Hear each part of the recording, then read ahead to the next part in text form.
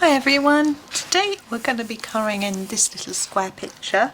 This is from World of Flowers. We have already done this one, the nice bowl of flowers, the barometer and the little bits and bobs in that one. So we're just moving across to this one. I'm going to start with the background. Now I'm going to do it green. That's because quite a few of these pictures have leaves and things in, so we can't do a green background. There's no leaves in this one.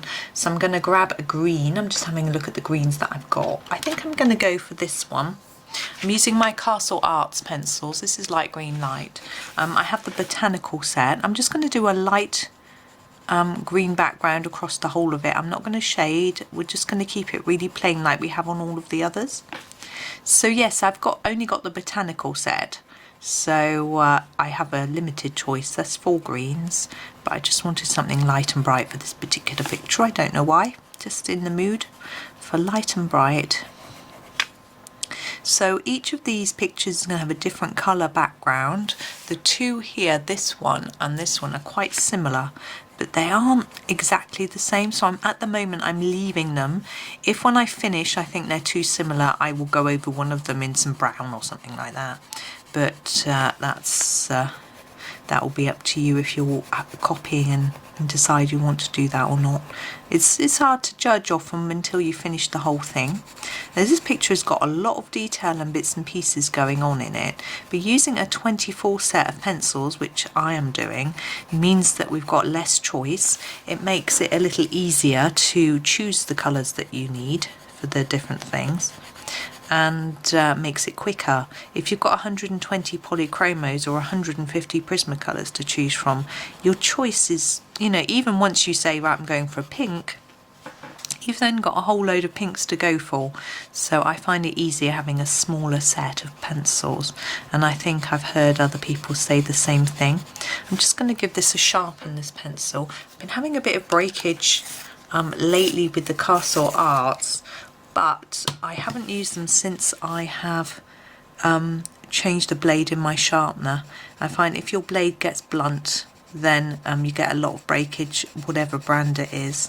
So I'm not blaming the pencils at this stage. This isn't the particular colour that was breaking a lot though. So we'll see if I won't use it actually in this picture, I shouldn't think, because it's another green. But I'm hoping that it's just my sharpener and that particular colour was a bit sensitive to it. I mean, they came through the post, so you can just never tell how many times they were dropped before they reached you. But they have been really good, so I'm just not used to them breaking. So I think it may have just been a little one-off. It might be okay. No, I don't like to criticise them for breaking. I find I haven't had a brand where I haven't had a pencil that is extra breaky. So I'm making up my own words now. In my polychromos, there's a purple that breaks a lot. In my Ergosoft, there are the newer colours in the set, in the 36 set. Now that isn't very even. Gosh, it's not very straight either, is it? But I'm going to leave it for now, and I might fill in some gaps as I spot them. Or I might just fiddle around now a little bit more with it, even though I said I wasn't going to. What I often find is once I do the foreground, it's easier for me to see areas where I've missed in the background. That's why sometimes it's better to leave the background till last. But I did want to do it so that I could make my colour choices a little bit more easily. Now the next thing we've got going on in this picture, which is quite big, is the shelf. So I'm going to colour that next, this boxy shelf here, because the colour that I choose could influence the rest of the picture again, because I don't want to, just moving a few things out of my way. I don't want too many colours the same. I'm going to do it wooden shelf, so I'm going to pick a sort of woody brown to start with. I'm going to use this, it's called yellow ochre, but in my head it comes out brown, so we'll see what you think. So I'm just going to do the top.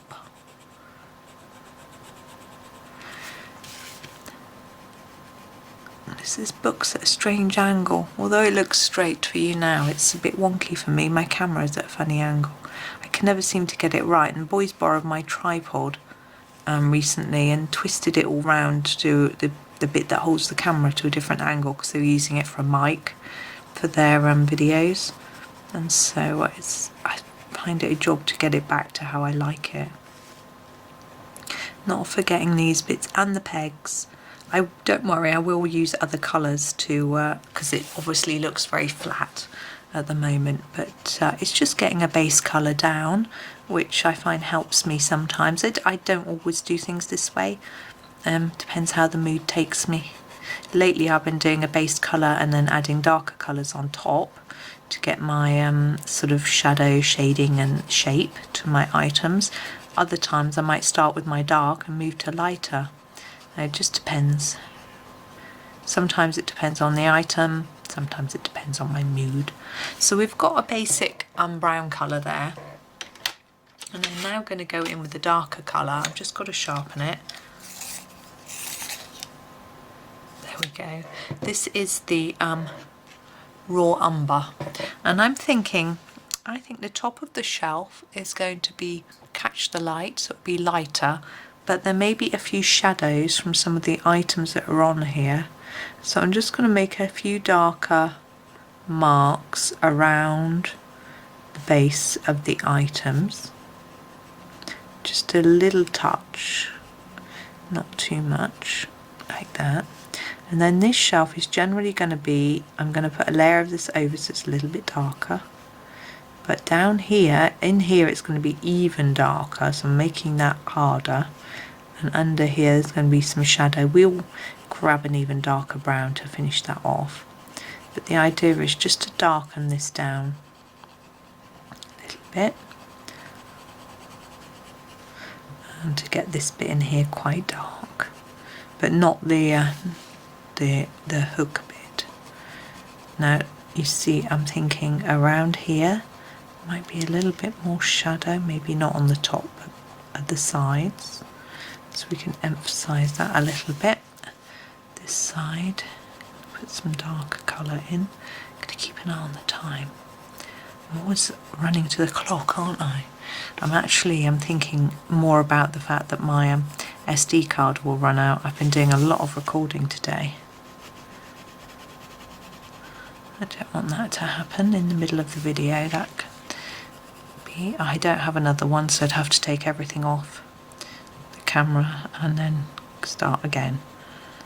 And what I don't like doing is, I'm going to go for my darker brown, is deleting things off the camera until I've edited. I like to edit the whole lot and upload them to YouTube. I've now got the burnt umber. I'm doing the shadow under these. Oh, look at that wobbly lead. I think that was wobbly already, to be fair. So I'm going to resharpen that. So yes, I like them to have them all edited and uploaded to YouTube before I delete them off my camera, just in case I make a big boo-boo and I need to re-upload it. So far, so good, but you know. Right, that's sharp. Look how sharp that is. I suspect it's going to snap because that, yeah, right away. Oh, sorry. Oh. There we go. And under here, this is still a bit wobbly.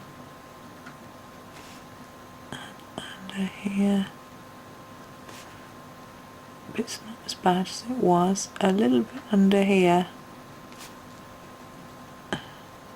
Just thinking of places where I feel there would be a bit more shadow.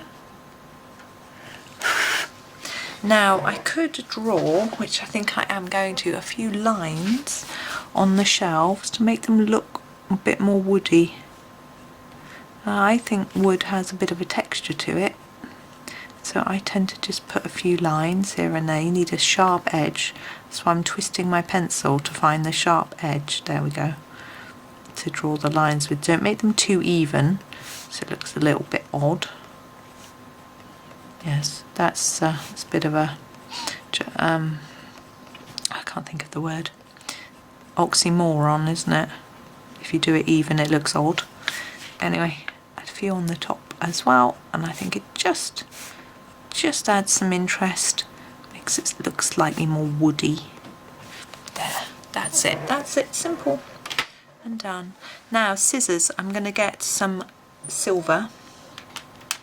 So the only grey we have in this set is the Paynes Grey, which isn't sharp. I'm just going to sharpen it because it's quite a small area, and I'm going to do my scissors and try and make them look a little bit metallic. Now the idea for metallic, I've said this a lot of times before, leave some white because to look like shine. So I'm doing harder at each end, reducing the amount of layers, and I will leave that little white bit in the middle. And I'm going to do the handles metallic as well, using the same principle, but the white bit's going to be at the top because I think the light would be more likely to be catching the top. So this one's slightly different because the top of the handle is in a different place. So that's it. It's really straightforward. Now we've got 3 types of ribbon, and we've got rope or string as well. I'm trying to think whether I want to do them all the same colour or different colours. Now naturally you'd have them different colours, but it's a lot, I think it would make the picture look quite messy if we have loads and loads of different colours. So I think I'm just going to pick one colour and do all 3 ribbons the same colour, and then do the threads all the same colours as well, just to keep it a bit more, a bit easier really. I've just picked up a red to do the ribbon, and I'm spilling bits on my book, but it's, I've decided that I'm not going to use that red because it's too close to, it's the same colour red as the flowers above, and I don't want that, so I'm going to change that. So I'm going to use the Cadmium Red, which I think is a slightly pinker red. So I'm just going to start, just mark out all the red in a lightish tone, but not too light.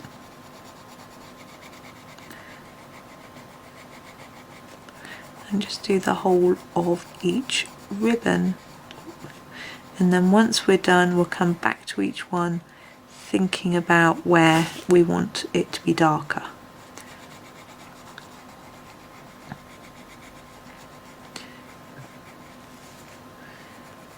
I think this page is a bit like the Wonder Room in Ivy. There's lots and lots of little details and things going on, and I know for some people it can be a little bit daunting.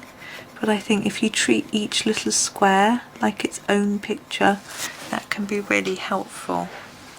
Okay, so I'm going to do a little bit darker at the bottom and the top of this little bit. Down here, darker at the bottom, and then leave a bit, and then darker here. Now here, under here, it's going to be shaded, this lower bit. And here, just do that bit there, and that bit there, so that it looks like it's catching the light on the top. I'm not making that perfectly dark, I'm just filling in where a bit where I missed. Now on this one it's going to be much more shadowy here and here. Again, let's do a little bit leading up to the top so that it emphasises that shine on the top and darker underneath. And we've got the last one, sorry, just having a fidget in my chair. Under here, take some colour up the sides a little bit, fade it as you go up a little bit on the edge there, and just fade it towards the middle, same there, and then a bit harder on the bottom and here. There, that's our ribbons done. Now the string, I think I'm going to do in this pretty purpley colour. This is the heather purple. We're just going to push this up a bit because our string actually goes down below the page. Obviously, I find it really hard to see if you can see that. I think you can. I'm just going to do a light layer across all the string, just like we did with the ribbons. Nice and simple and quick. I'm being more careful with that bit because I don't want to go too far out the lines. I know I'm not a stickler for staying in the lines, I'm pretty rubbish at staying in the lines, but still. don't want it to be a huge mess. Colour in the direction of the stripes with this, as much as you can. It's not always that easy right on the edge. And this is a lot thicker. These, look, that's got a sewing needle on it, but I'm just gonna do them the same as we had always intended.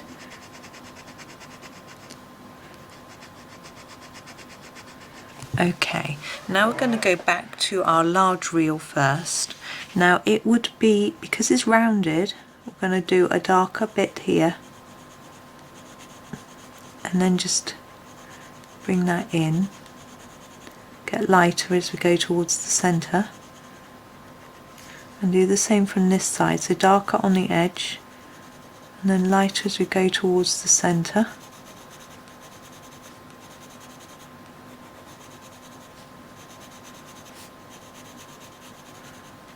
Going. There we go.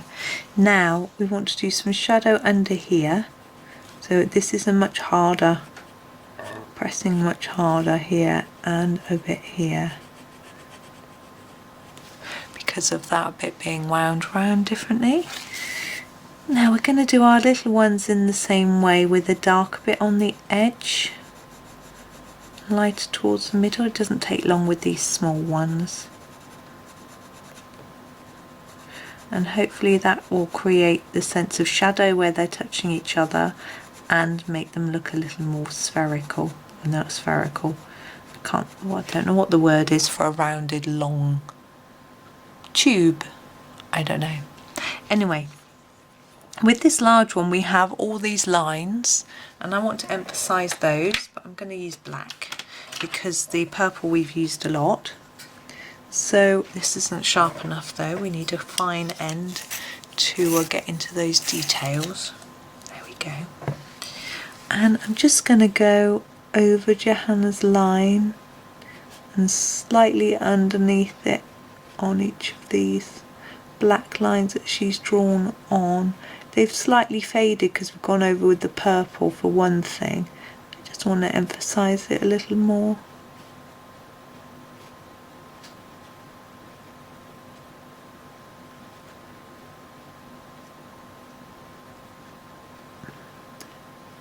Sorry, I'm concentrating, not talking.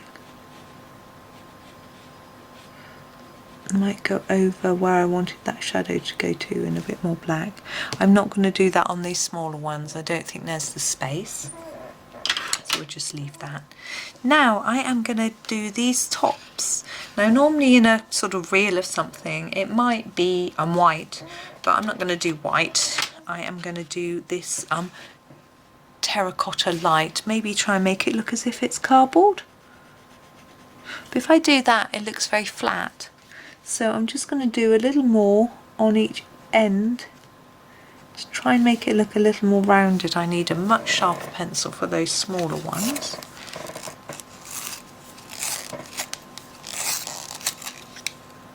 There we go.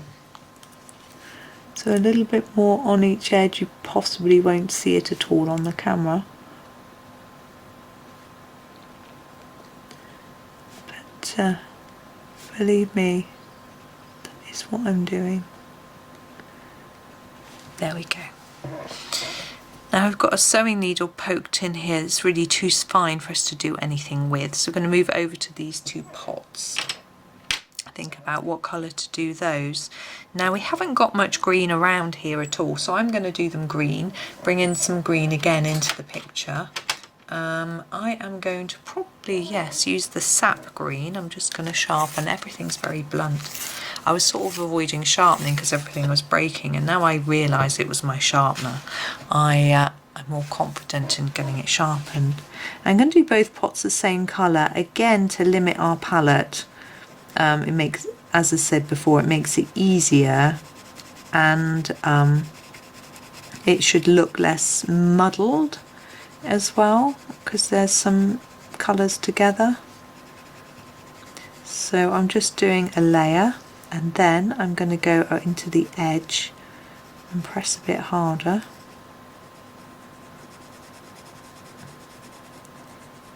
bring some of that colour in towards the centre, just fade it as you go, so reduce the pressure. And the same here.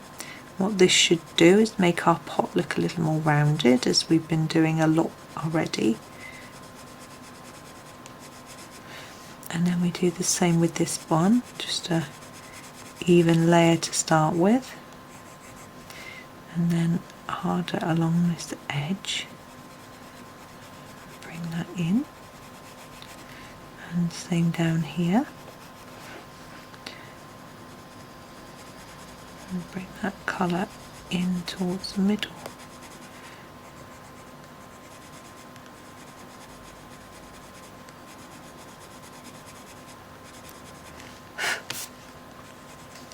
There we go. Now we have the little pencils and things. Now I'm thinking, what colour for those pencils? Maybe a yellow. We can make them look like a Staedtler Noris pencil. Like this, I've got this one there. Or make them look like this. So I'm going to use my Cadmium Yellow. I'm not going to do them stripy though, they're far too little. I'm just going to do a bright yellow body. I'm not even going to try and make them look rounded by adding any shading each side. It's just too much to do. There we go.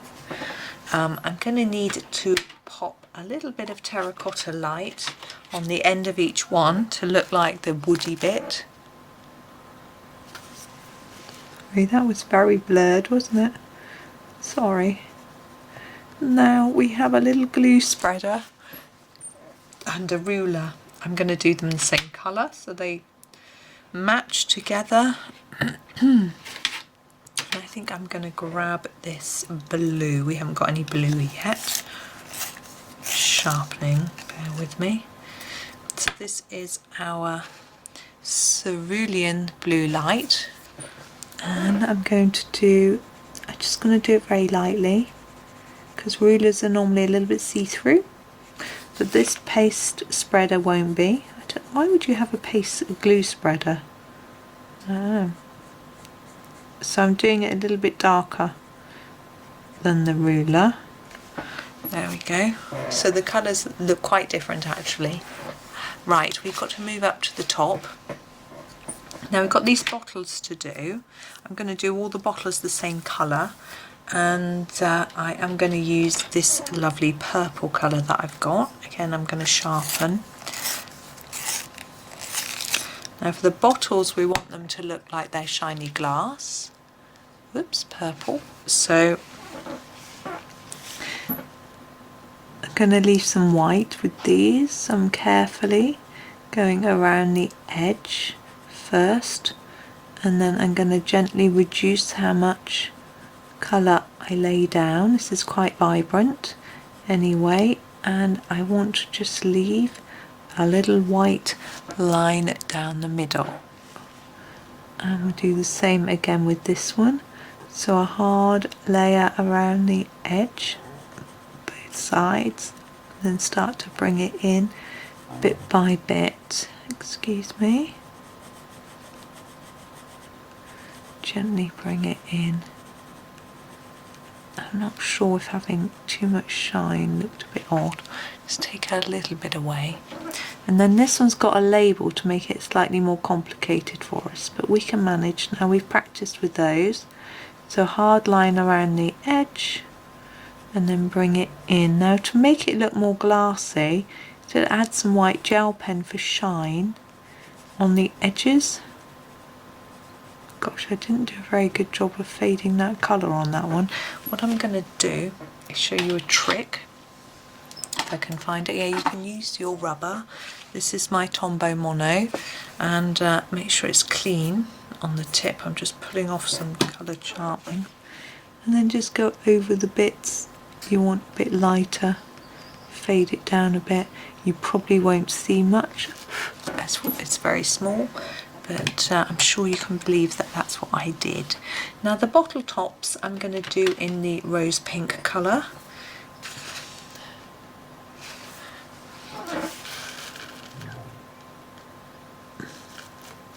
again with these, you could make them shine with some white pen.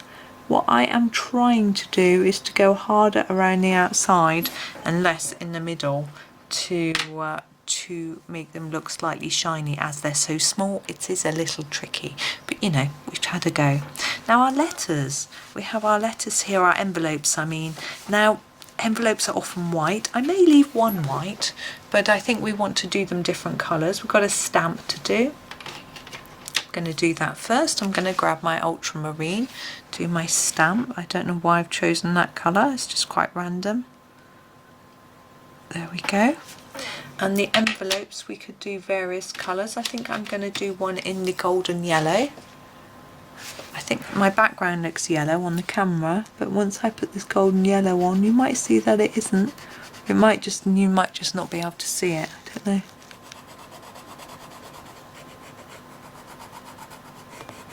So there's a yellow envelope.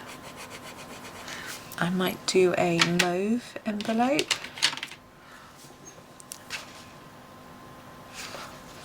Behind the bottle maybe. I'm keeping them quite light and I'm not actually doing any shading on them. I think they'll be fine without. I might do the last one. I was tempted to do it pink, but we've used pink. Yeah, green. I've used nearly every colour from my set here. Let's use the Pthalo green light. It's quite vibrant, this one, so I'm going to be really careful. Try and keep it pale. But, oh, nearly done. Just take your time if you want it pale. There we go. And there we are. There's our little selection of bits and pieces. So we're done. I will be doing more of this page. I do intend to finish this page, but it may take me a little while. I've got other videos to show you as well. So if you do want to follow me, don't give up hope. I will do it. But it, as I say, it might just take me a little time. I've just noticed that I've got some white gel pen on this picture here. So I am going to do some on the bottles to show you before I go, if I can find the pen I'm looking for.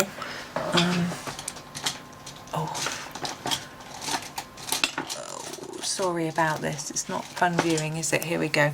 Right, because I don't like doing white pen on a page if I haven't done any white pen on a page. I'm going to use my 0.5 because it's very fine. I just realised we haven't done the label of the bottle either. And I'm going to just do a little bit of white. I've got to get it started.